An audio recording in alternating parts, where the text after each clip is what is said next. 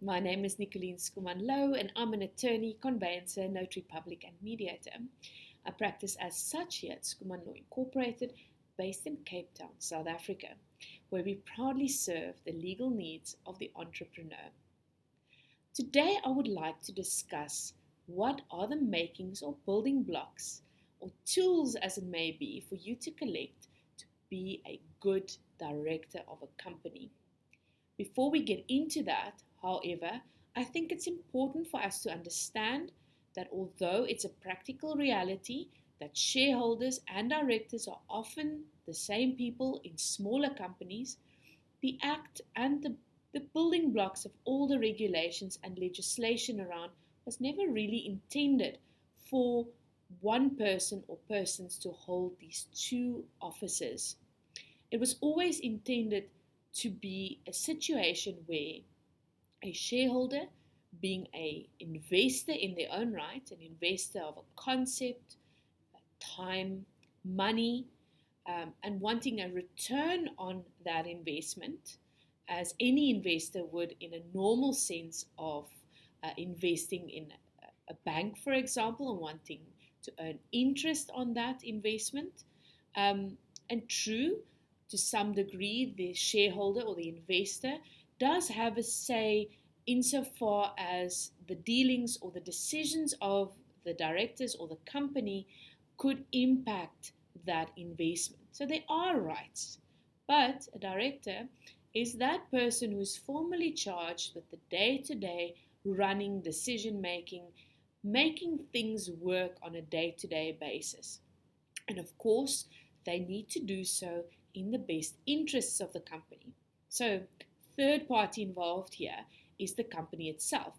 Although it's not a human, it is an entity in its own right and should be viewed as that, as opposed to a vehicle to only serve shareholders' agendas or some of their agendas. So it's important for a director to be able to exercise the necessary impartiality and objectiveness when making decisions. This is all regulated by law, and the Companies Act is the basis of these regulations. The Companies Act of 2008 here in South Africa is one of the materials that a director should use and should know before taking the appointment as such. Then the other aspect to know is the King reports on corporate governance. These reports aim to guide directors as to how to implement measures so that their decision making remains objective, their governance structures remains transparent, so that ultimately they act in the best interests of the company. So this is a big topic, as you can gather, and it's important for you as a director to ensure that you know the fiduciary provisions that are expected of you, as well as the duty of care and skill. Now, the duty of care and skill, over and above the fiduciary duties of good faith, proper purpose, all these things, are also to ensure that when a decision gets made, that it gets made with proper consideration of the facts, of the interests involved, and of course, any of the technicalities that you'll have to educate yourself on. So simply saying this is a financial decision and I do not have a financial background simply isn't good enough in terms of the standard set.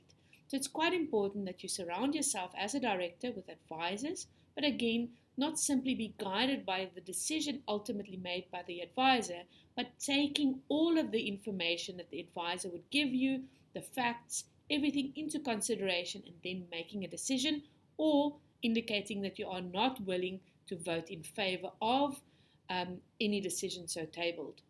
This is quite important. Then, of course, to keep proper records, minutes of meetings, agendas, all these things properly minuted in the minute book. And then ultimately, the King reports. The King reports, of course, many businesses feel are meant for large corporates as opposed to small SMEs that have one or two directors, maybe one or two shareholders who may or may not be the same people. However, these are good measures to consider to consider, for example, whether your company is big or small, what salary amount are we going to pay ourselves as directors? Now, of course, if you're also employed by the company, this is a separate relationship. We're only speaking about directors at this point in time. And whether you're executive, in other words, you are working with the company, or non-executive, meaning you only attend meetings as you have been contracted to do. It is important for you to observe some of the regulations, some of the methodologies used to establish what is a fair remuneration for a director performing a certain duty, and that these are properly documented and implemented consistently. So, of course, not a simple topic, but it goes a long way to at least read these reports and to educate yourself along the lines of the Companies Act. Of course, if you feel that the legal framework needs to be explained and perhaps set out in a workshop format for you and your colleagues, why not call on your attorney to assist you with that? Feel free to use any of our free resources located at www.skumanlaw.co.za. You can find podcasts and articles regularly updating the commercial space, as well as some tips for directors. Other than that, we also run an online contract builder tool called the SME Self-Service Desk, where you can find some of your crucial directors' resolutions at a fraction of the usual price, or running the risk of using an unreliable template. We also have employment contracts available there, and shareholders agreements, as well as MOIs. So all for a fraction of the price of a couple of $100, as opposed to a couple of thousands usually. For more information about that, go to www.skumanlaw.co.za/online legal services, or go to the platform directly at www.skumanlaw.com. Please feel free to like, share, and comment. We look forward to hearing from you, and of course, hope to see you soon.